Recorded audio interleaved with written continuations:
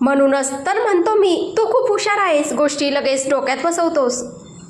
किंजल, तुला नाही वाटतंय का हे आता जरा जास्तच होतंय? काही जास्त नाहीये राज, प्रेम असंच असतं. तुला चांगलं ठाऊक आहे की मी तुला दुखावलेलं पाहू शकत नाही. असं काही होणारच नाही की मी दुखावेन. मला माझ्या आयुष्यात तुझी साथ कायमची हवी आहे. तू मला बदलत आहेस. यस, हेच तर मी इच्छित होते. दारावर टकटक होताच राजने पटकन डोळे उघडले आणि गेलेल्या आठवणीतून बाहेर आला. तो उठला आणि खोलीत जाऊन दार उघडलं तर समोर प्रिया होती. दोघांची नजरानजर झाली आणि दोघांनीही नजरा वळवल्या. पण नजरा वळवण्याची दोघांची आपापली वेगळी पद्धत होती. राज परत बाल्कनीतल्या खुर्चीवर येऊन बसला. प्रिया खोलीची अवस्था पाहून चकित झाली. तिचा अंदाज बरोबर होता. राज रागात होता. ती काहीही न बोलता शांतपणे खोली आवरू लागली आणि वस्तू योग्य ठिकाणी ठेवू लागली. आता ती अंथरूण नीट करत होती आणि राज बाल्कनीत बसून तिला पाहत होता. तुम्ही वर का आलात? सिया दीदी आणि आदित्य जिजू तुम्हाला खाली बोलावत आहेत, प्रिया अंथरूण नीट करताना म्हणाली. राजने काही उत्तर दिले नाही. तो फक्त तिच्याकडेच पाहत होता. प्रिया बाल्कनीत जाऊन तिथे ठेवलेल्या रोपांना हात लावत म्हणाली, तुम्हाला खाली बोलावत आहेत. त्यावेळी सुद्धा ती राजकडे पाहत नव्हती आणि राज मात्र तिला एकटक बघत होता. जेव्हा पुन्हा राजने काही उत्तर दिले नाही तेव्हा यावेळेस प्रियाने त्याच्याकडे पाहिलं. राजच्या त्या एकटक नजरांना पाहून प्रिया लाजली. तिच्या अंगात आणि पोटात घबराटीमुळे काहीतरी विचित्र वाटू लागले.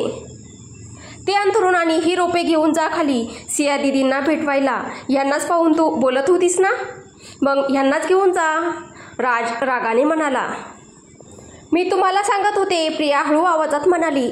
मला तसं वाटलं नाही. कुणाशी बोलताना त्याच्याकडे पाहतात, अशा निर्जीव वस्तूंकडे पाहून बोलत नाहीत, राज पुन्हा रागाने म्हणाला. प्रियाने या बोलण्यावर काहीच उत्तर दिले नाही. तर राज उठला आणि तिच्याजवळ सरकू लागला.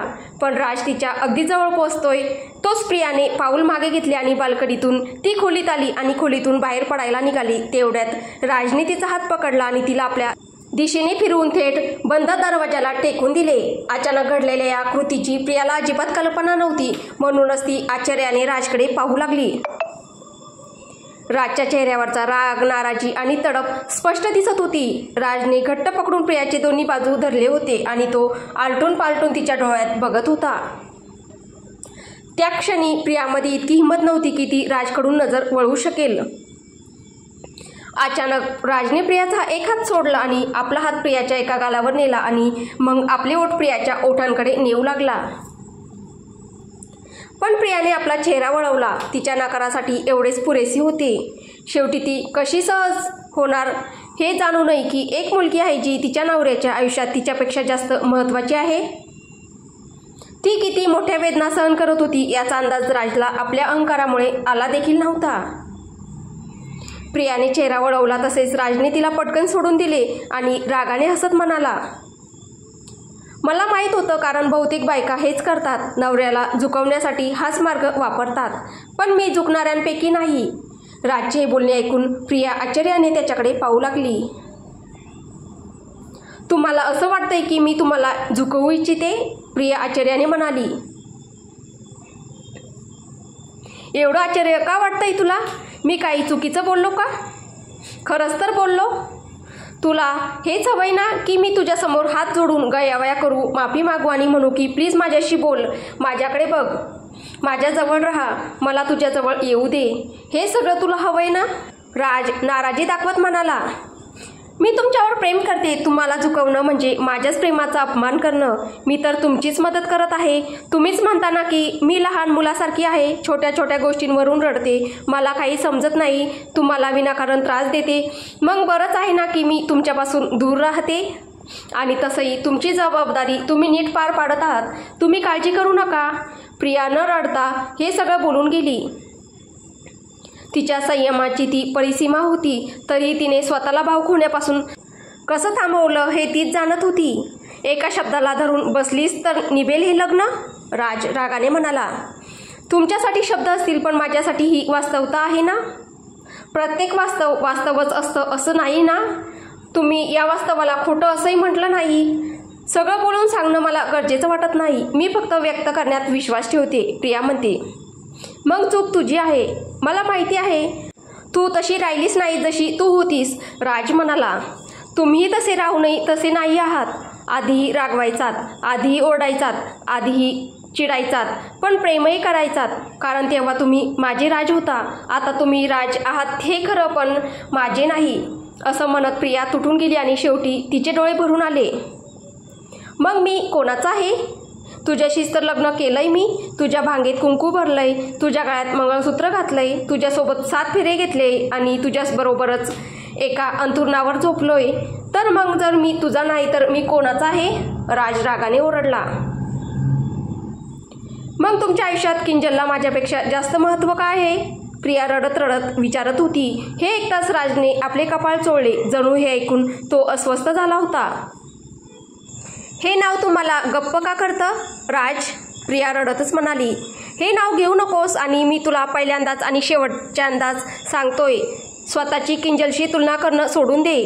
तिला आपल्या नात्यात ओढून आणणं थांबव. आपल्या दोघांच्या मध्ये ती नाही तर बरे होईल की पुन्हा पुन्हा तिचं नाव घेऊ नकोस. मला ते सहन होत नाही, राजने कठोरपणे सांगितलं. तुम्ही कधी किंजलवर असा रागावलात का जसं माझ्यावर रागावता? नाही, राजने सरळ निर्विकार आवाजात सांगितलं. तुम्ही किंजलवर प्रेम. बस प्रिया, राज खूप जोरात ओरडला. मी बोलत नाहीये तर तू सतत बोलतच राहतेस. सांगतोय ना की आपल्यामध्ये कोणी नाही, तरी तुला समजत नाही. राज भडकून म्हणाला. मी गप्प राहिले तरी त्रास, काही बोलले तरी त्रास. मग मी काय करू? राज, गोष्ट अशी आहे की मी किंजल नाही म्हणून कदाचित तुम्ही माझ्यावर राग काढता. एवढं बोलून प्रिया रडतच दार उघडून खोलीतून बाहेर गेली.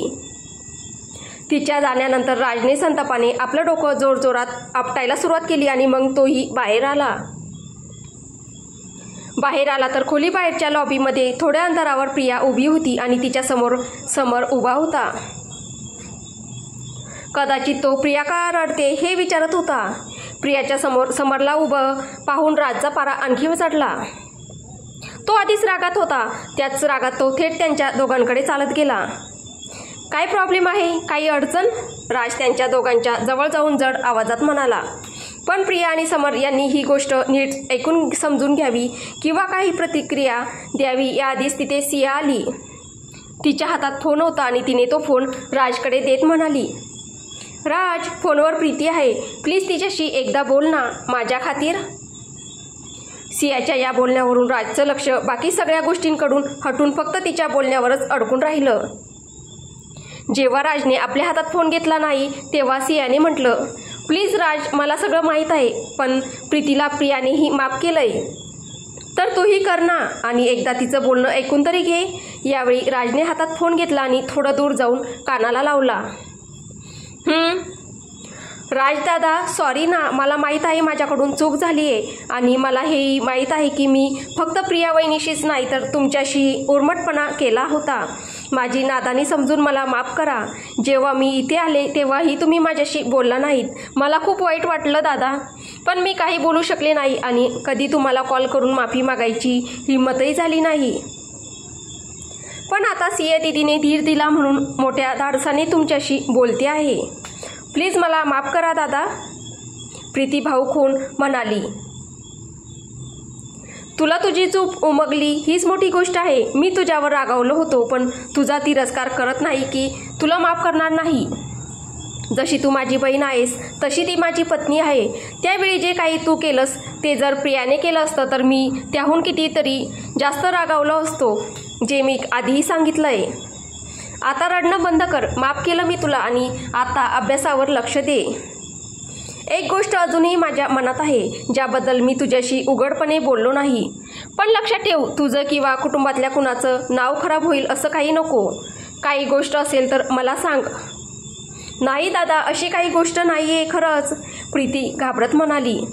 माफी मागताच पुन्हा तिला राजच्या रागाचा सामना करावा लागला. खरं बोलते आहेस? राजने विचारलं. हो दादा, प्रीती हळू आवाजात म्हणाली. ठीक आहे, वेळ आल्यावर कळेलच. आता अभ्यासावर लक्ष दे आणि स्वतःची काळजी घे. ठेवतो फोन. हो दादा, असं म्हणून प्रीतीने समोरूनच फोन ठेवला. प्रीतीचा फोन ठेवून राज मागे वळला तेव्हा तिथं कुणीच नव्हतं. प्रिया, समर, सिया खाली गेले होते. मग राजही सियाचा फोन घेऊन खाली आला. मेहुणे साहेब वर जाऊन कुठं बसले होते? तुमच्या बायकोला तुम्हाला घेऊन येण्यासाठी पाठवलं तर ती पण आली नाही. रोमांस तर चालतच राहील, थोडा वेळ आमच्यासोबतही घालवा, असं राजला पाहताच हॉलमध्ये बसलेल्या आदित्यने म्हटलं. आदित्यचं बोलणं ऐकून राज त्याच्याकडे गेला आणि त्याच्या शेजारी जाऊन बसला. दरम्यान दुसऱ्या बाजूला सिया आपल्या आईला त्यांच्या खोलीत काही समजावत होती. आई, तुमच्या मनातली ही जळजळ ना सगळ्यांचं नातं बिघडवेल. प्रिया किती गोड आणि निरागस आहे, मग तुम्हाला तिच्याशी काय अडचण आहे? तिने नाश्ता छान बनवला म्हणून आदित्य आणि समरने तिचं कौतुक केलं. यात प्रियाची कुठली चालाकी आहे? तू काही समजत नाहीस. तुझी बहीण आणि तुझे वडील मला चुकीचं ठरवायला निघाला आहात. बघ, एक दिवस ती मासूम बनून सगळं हस्तगत करेल. मला राज आणि रुद्रवर पूर्ण विश्वास आहे, पण प्रिया आणि गीतावर अजिबात नाही. उद्या प्रॉपर्टीची गोष्ट निघाली ना तर ह्या दोघी तुला काही घेऊ देणार नाहीत. जर माझाही मुलगा असता तर माझ्या घरातही सून असती, मग मलाही माझ्या वाट्याचा हक्क मिळाला असता आणि माझीही इज्जत झाली असती. राजेश्वरी ताईने रुद्र आणि राजला जन्म देऊन सगळी इज्जत आणि हक्क स्वतःकडेच खेचून घेतले आहेत. बरोबर आहे आई, अगदी बरोबर. खरी गोष्ट ही आहे की आजही तुम्ही हे स्वीकारू शकत नाही की तुम्हाला 2 मुली झाल्या. तुम्हाला मुलाला जन्म द्यायचा होता, पण 2 मुलींच्या आई झालात. हाच मुद्दा तुम्हाला टोचतो. म्हणूनच तुम्हाला गीता आणि प्रियाची एवढी अडचण वाटते, कारण तुमच्या घरी सूनच नाही. आणि जिथपर्यंत राजेश्वरी आईंचा प्रश्न आहे, त्यांचा मान सन्मान हा फक्त 2 मुलांना जन्म दिला म्हणून नाही, तर त्यासाठी पात्र आहेत म्हणून आहे. सिया, राधा या रागाने म्हणाल्या. राग मानू नका आई, कारण मी सत्य बोलते आहे. आजही तुम्ही तुमच्या दोन्ही मुलींना योग्य प्रेम देऊ शकला नाहीत, मुलगा न झाल्याच्या हताशेपोटी. पण मोठी आई त्यांच्या दोन्ही सुना मुलींना पण मुलींसारखंच प्रेम देतात, हे तुम्हाला कधीच समजणार नाही. सिया रडत रडत बोलली आणि खोलीबाहेर निघून गेली. सिया डोळे पुसून चेहऱ्यावर हसू आणून राज आणि आदित्य जवळ आली. तेव्हा राजने तिला तिचा फोन दिला आणि सांगितलं की त्याने प्रीतीला माफ केलं आहे. हे ऐकताच सिया राजच्या गळ्यात पडली आणि भावुक होऊन त्याचे आभार मानले.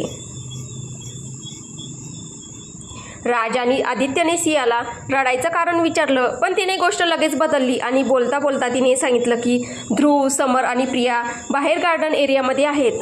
तर मोठी आई आणि गीताच्या एका नातेवाईकाची तब्येत बिघडल्याने त्यांची चौकशी करायला गेले आहेत.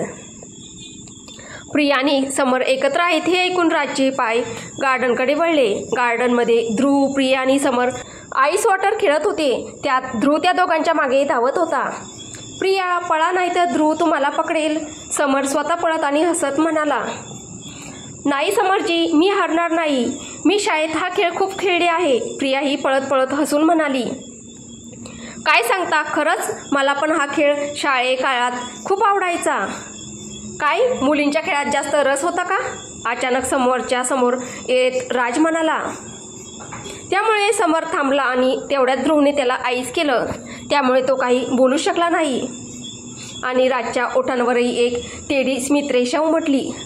अरे हिरो, तू पण पळ, नाही तर तुला पण मी आईस करीन, ध्रुवने राजला म्हटलं.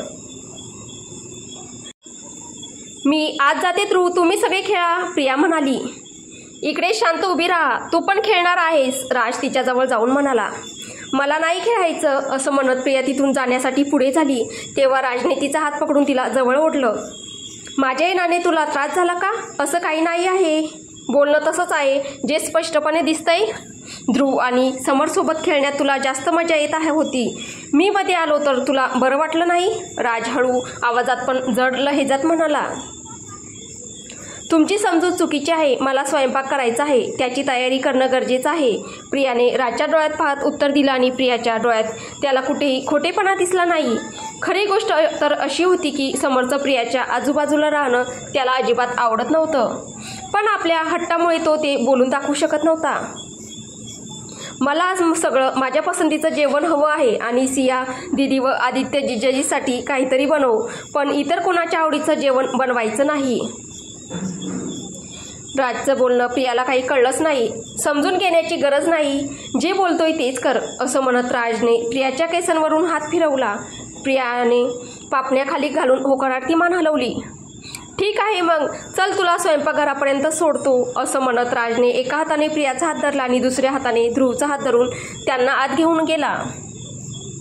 समर तिथेच उभा राहिला, पण त्याला या गोष्टीचं दुःख झालं नाही की तो तिथे एकटाच राहिला. त्याला खटकली ती गोष्ट म्हणजे राजने खेळात मध्येच येणं किंवा त्याचं आणि प्रियाचं बोलणं तोडणं. त्याला राजने प्रियाला ओरडणं आणि तिला स्पर्श करणं अजिबात आवडलं नाही. त्याला प्रियाचा निर्दोषपणा खूप आवडायचा. फक्त आतापासूनच नाही तर जेव्हा राज आणि प्रियाचा साखरपुडा झाला होता तेव्हापासूनच. त्याला आयुष्यात नेहमी प्रियासारखीच मुलगी हवी होती जी त्याला आजवर मिळाली नव्हती. म्हणूनच तो प्रियाच्या हास्याने आणि तिच्या भोळ्या बोलण्याने खूप प्रभावित व्हायचा. समरला राजने प्रियाला अशा पद्धतीने रागावणं आणि तिला घेऊन जाणं अजिबात आवडलं नाही. मनोमन तो विचार करू लागला की जर प्रिया त्याची पत्नी असती तर त्याने तिला कसं सांभाळलं असतं. पण हा विचार येताच त्याने डोकं हलवलं आणि स्वतःवरच चिडून म्हणाला, वेडा झालायस का रे समर? ती तुझी वहिनीची वहिनी आहे. तू असं कसं विचार करू शकतोस? स्वतःवर ताबा ठेव. चुकीचा विचार करतोयस तू. समर आत गेला नाही. तसाच काही वेळ बाहेर उभा राहिला. दरम्यान राजने ध्रुवला हॉलमध्ये सोडलं आणि मग स्वयंपाकघरात गेला जिथे प्रिया आधीच पोहोचली होती. राजला पाहताच प्रियाने विचारलं, तुम्हाला काय खायचं आहे ते सांगा, मी बनवते. तू माझ्याशी बोलतेस की फ्रीजशी? राज जड आवाजात म्हणाला. कारण प्रिया प्रश्न तर राजलाच विचारत होती, पण तिची नजर मात्र फ्रीजच्या दरवाजावर होती. तुम्हालाच, प्रियाने यावेळी राजकडे पाहत उत्तर दिलं. खूप जास्त होतंय प्रिया, खूप जास्त. जोपर्यंत मी सहन करतोय तोपर्यंत ठीक आहे, कारण मी सहन करू इच्छितोय. पण जेव्हा मला सहन करायचं नसेल ना, तेव्हा मी तेच करीन जे बाकी सगळ्यांनाच फार जड पडेल, राजने रागाने सांगितलं. आता मी काय केलं? प्रियाने निरागसपणे विचारलं आणि कित्येक दिवसांनी राजने तिचा तो निरागसपणा पाहिला. काही क्षणांसाठी तो तिच्या चेहऱ्याकडून आपली नजर हटवू शकला नाही. खूप काही करूनही विचारतेस मी काय केलं? राज तिच्या चेहऱ्याने मोहित होऊन तिच्या जवळ जात म्हणाला. तेच तर विचारते, मी काय केलं? प्रिया राजच्या डोळ्यात पाहत पाऊल मागे घेत म्हणाली. खूप काही केलंयस तू, राज प्रियाचा गाल ओढत म्हणाला. पण प्रिया त्याच्या समोरून सरकली आणि ते राजला अजिबात आवडलं नाही. तो उलटा फिरला आणि प्रियाला कमरेभोवती धरून मागे खेचला आणि स्वतःकडे ओढलं. प्रियाचा पाठीचा भाग आता राजच्या छातीशी लागला होता आणि प्रियाचे दोन्ही हात तिच्या छातीवर होते. ती चेहऱ्यावर करून राजकडे पाहत होती की अचानक तिच्या क्रूर नवऱ्याला काय झालं आहे. आणि राज मोठ्या डोळ्यांनी पाहत होता की ही बोळसर राणी त्याच्याकडून इतकी दूर कशी जाऊ शकते. माझ्यापासून दूर राहायला आवडतं का? राज, तुम्हाला आवडतं असं कोणी सांगितलं तुला? कोणी नाही. मग ह्या उटपटांग गोष्टी मनात कशा भरवते? माहीत नाही, प्रियाने म्हटलं. आणि हीच वेळ होती जेव्हा राजच्या चेहऱ्यावर हसू फुटलं. त्याच्या बोळसर राणीच्या भोळ्या हरकतांना पुन्हा सुरुवात झाली होती. मग तुला काय माहीत आहे?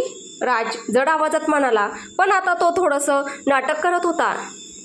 हेच की तुम्ही माझ्यावर प्रेम करत नाही, कारण तुम्ही तर. इतकं बोलत प्रिया थांबली. का थांबलीस? बोल ना, सांग ना की माझं चारित्र्य खराब आहे, मी तुझ्यावर फसवणूक केली आहे. राज आता खऱ्या अर्थाने रागावला. 1000 वेळा समजावलं तरीही तुला समजत नाही ना? मला जेवण बनवायचं आहे, कृपया मला सोडा, प्रिया हळू आवाजात विनंती करत म्हणाली. राजने तिला सोडलं आणि तिथून निघून गेला.